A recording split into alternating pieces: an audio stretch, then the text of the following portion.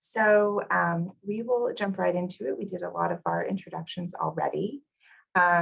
So we'll kind of start with a little bit of background about our division and our learner program. So the Division of Palliative Care here at Texas Children's in Baylor was officially birthed almost officially 6 years ago in October of 2016. And we have seen almost 2,000 patients since that time. We've been very, very busy. We have a large interdisciplinary team comprised of about 8 physicians, full and part-time, 4 APPs, 2 social workers with a new social work fellow, a chaplain, several nurses, research coordinators, a bereavement team, admins, and learners. We have 3 inpatient teams and 1 outpatient team. Actually, one of the other hats that I wear besides being an educator and the APD of our fellowship program is I'm the medical director of our outpatient and community-based services. And again, we're really busy. We usually have around 20 patients per team on our inpatient services, and we usually see around 20 patients per week on our outpatient service. And we have lots and lots of learners. We have medical students, we have residents, we have 2 fellows per year in our fellowship program. We have advanced practice provider learners, we have social work learners, we have the occasional chaplain learner. So it's always a party. And we're always trying to figure out how we can do better. And so specifically, we wanted to focus this sort of project, this curricular evaluation on our residents. So we began having resident rotators with the inception of our clinical service in 2016. And it is not a mandatory rotation for pediatric residents, it is an elective rotation. Oh, and this is just a snapshot of our large team. You might recognize some familiar faces here from your training or from other meetings.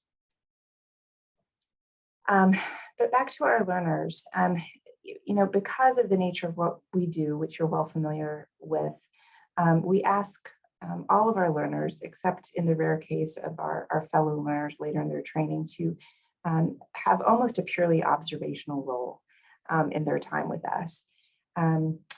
We have them observe mostly our inpatient clinical services, sometimes some outpatient things, and sometimes some perinatal consults as well. We also have our residents do some dedicated time, not just with our clinical faculty, but with our psychosocial faculty, seeing as the interdisciplinary approach to patient care is at the heart of what we do. We think that's incredibly important. We also ask our resident learners to attend our weekly interdisciplinary team rounds and the didactics that our division provides. We have a list of suggested readings that we provide them at the onset of their rotation. And we provide some targeted readings that are specifically related to the patients they care for. Also at the beginning of the rotation, we give them, or email them rather, goals and objectives for their time with us.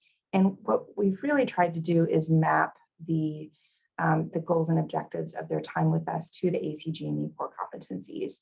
And the ACGME, most of you probably know, and this is the Accreditation Council for Graduate Medical Education. And this is sort of the body that gives accreditation for and guidance to graduate medical education programs such as fellowships and residencies in the United States.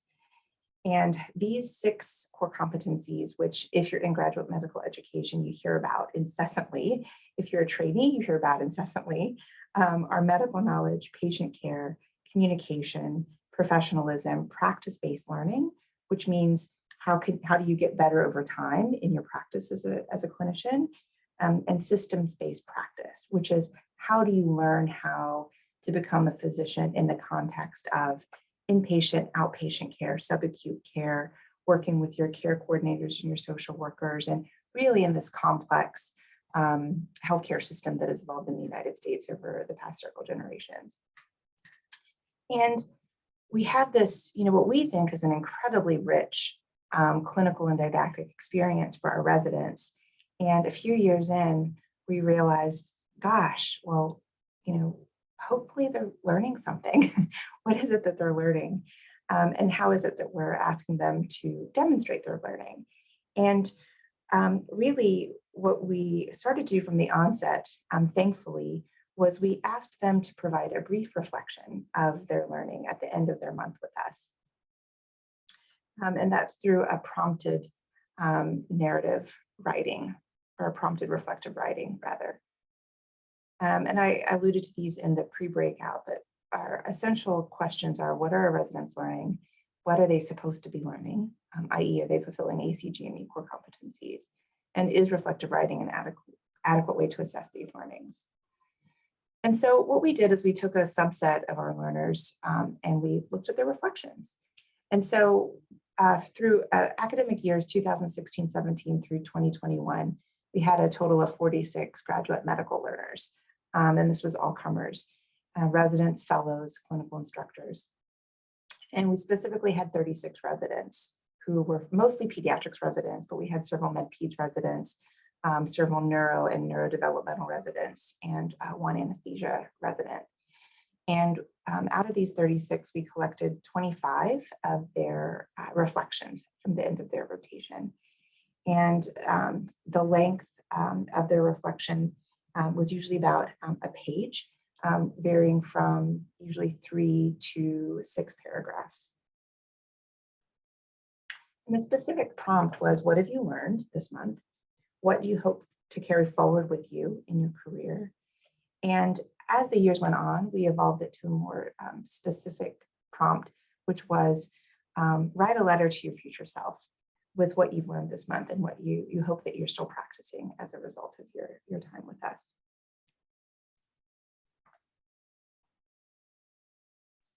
So in terms of the methodology, which I worked on with Tatiana Arabello, who has been one of our research coordinators here for a while, after we de-identified these reflections, we got to read all of the reflections, so we kind of knew what we were looking at.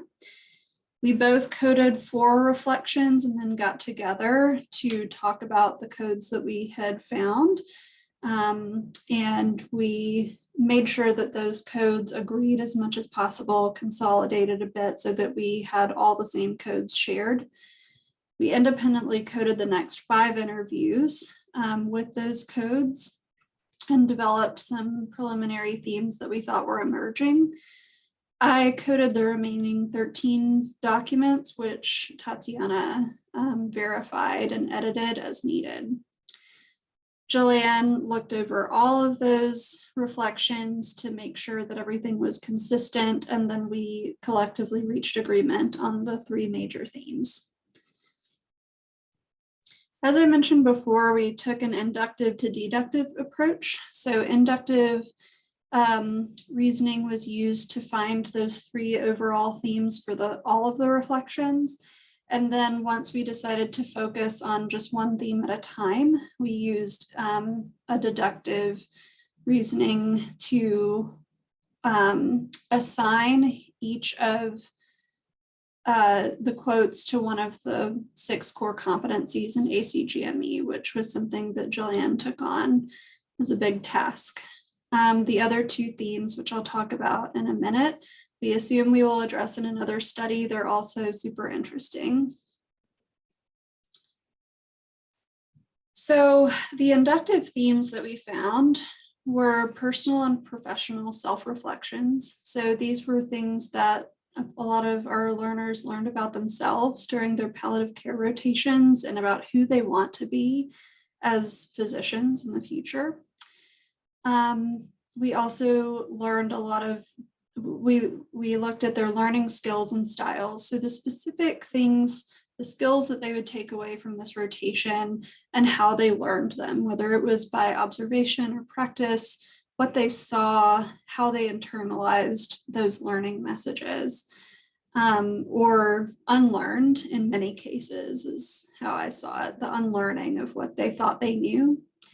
And then the third big theme was observations of medical culture and often what they wish to change about it.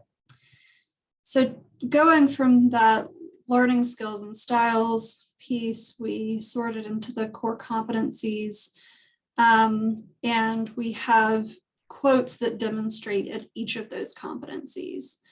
I will say that from a personal interest standpoint, the thing that stood out the very most across themes and codes and all of it was so many residents writing this said, this rotation made me remember why I wanted to be a doctor. It made me remember who the people are behind the diseases.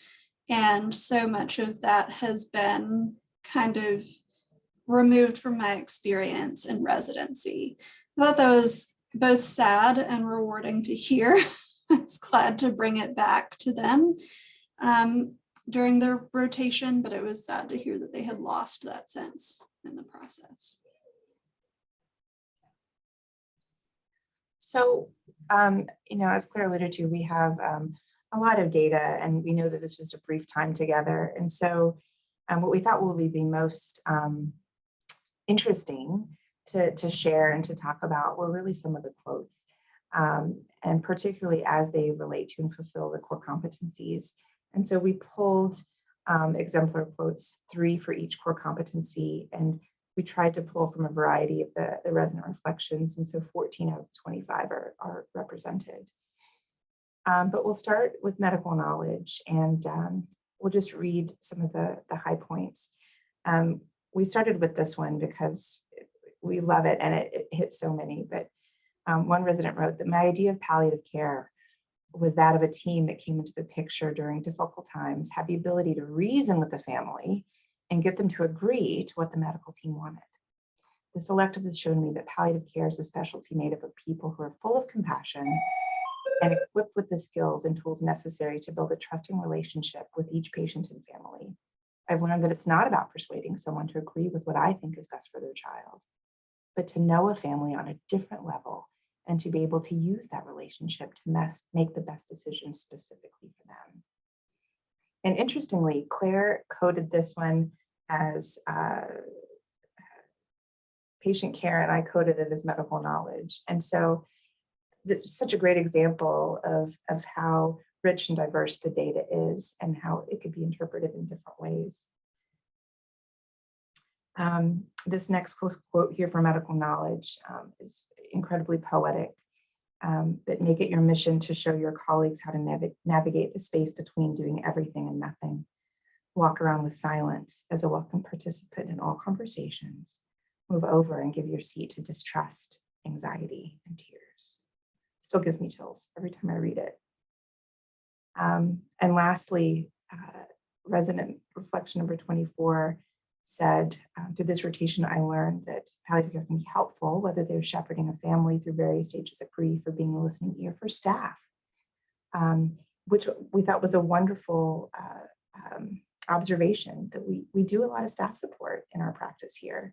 And we're so glad that somebody thought to mention that as something that they had learned.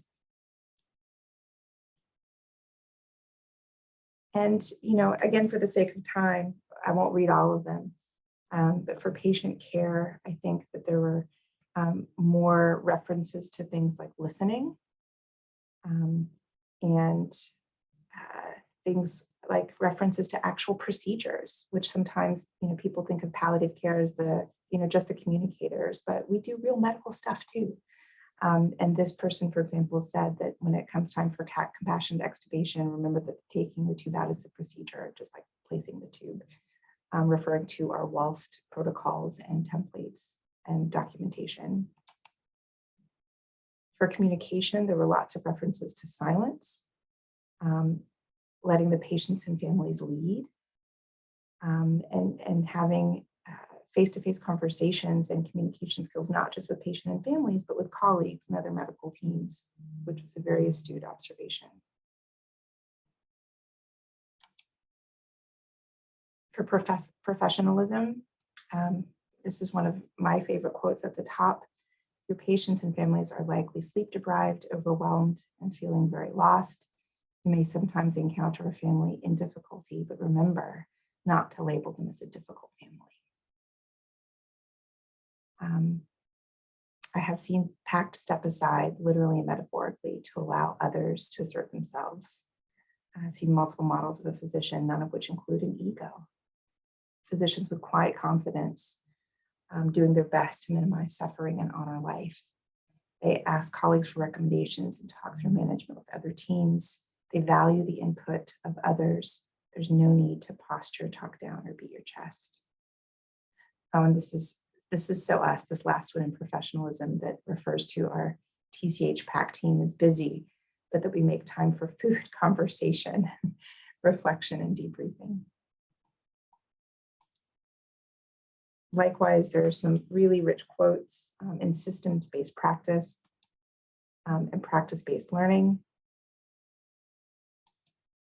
And I want to leave time for discussion, so we'll switch to our conclusions. And what we're finding is that residents are indeed having a robust learning experience on their pediatric palliative care elective rotations, and that surprisingly, or maybe not surprisingly to you, but surprisingly to us, learnings can be demonstrated in all 6 core competencies, which I think is important because, as you know, as educators, some of these core competencies are really difficult to teach and to evaluate the learnings in. For example, things like systems-based practice, practice-based learning, and these are the areas in which we tend to excel in the most in palliative care.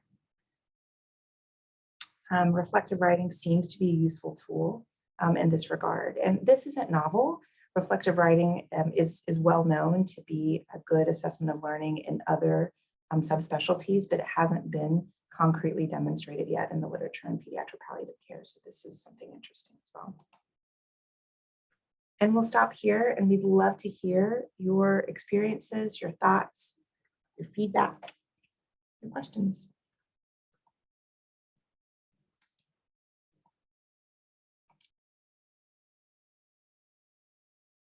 This is Chris Fortney. I'm just really intrigued by what you've done. We're planning a palliative care certificate program at our institution with a series of 4 courses. And, you know, we were sort of playing around with different evaluation techniques. And this seems like it was a very useful and worthwhile exercise that gave great feedback to your teaching team. So just, I don't know, very motivated, I think, by what you guys have done, and wondering if we could use some of this for our evaluation. And I appreciate that, Chris, and I'll add that this is such an easy evaluation tool, and that we tell them at the beginning of rotation they're going to be writing this, give them the prompts, and they give us their own kind of. It doesn't feel like an evaluation. It feels like reflection back. And as I noted, it's just very fulfilling for the rest of the team when we get to read these reflections. I'm sure y'all felt that when you're hearing some of the quotes, that it does feel good and like we're doing the work we're supposed to do when we hear it back. Jennifer, I see you have your hand raised. Hey, thank you so much. This was really beautiful and particularly interesting for me because I restarted the program here at Cornell about a year and a half ago, and I've started having interest from residents to join our team for an elective, and I'm struggling with sort of how to guide them through this process, especially since we're a fairly small team. It's myself and a nurse practitioner and a chaplain. So I have, I guess, 2 questions for you. The first question is, if you're willing to share the reading materials that you do give to those residents, like that I saw was part of their preparatory work or initial work for the elective. And my second question is, how do you balance the intimacy of the work that we do with, you know, acknowledging that these residents are sort of coming in and out? I noted that it's a full, you know, month-long elective as opposed to just a 1 week or 2 week elective. But how do you navigate that with the families, you know, to have people who they don't really know, you know, sort of coming in, and how you said it was more of an observational elective. Do you ever give the residents a chance to sort of practice those skills that they're going to need to take with them? Great. Thanks, Jennifer. Yes, happy to share the directive readings. I put my email in the chat. If you shoot me an email, I can let you know what our reading list is. Second of all, I guess this is this is not second, this is like my own number 3. But, I think that this is also one of a wonderful outcome of the study is that, we're hoping that these results can be used for development of other learning programs at other institutions. So you can go to your residency program or whatever and say, look at how this rotation fulfills these core competencies. Look how rich it is. Look at what we're teaching the residents that they may not be getting in their ER rotation, or because they're learning other things there that are equally wonderful and valuable. But so, we're exactly hoping that it can, build learning other places.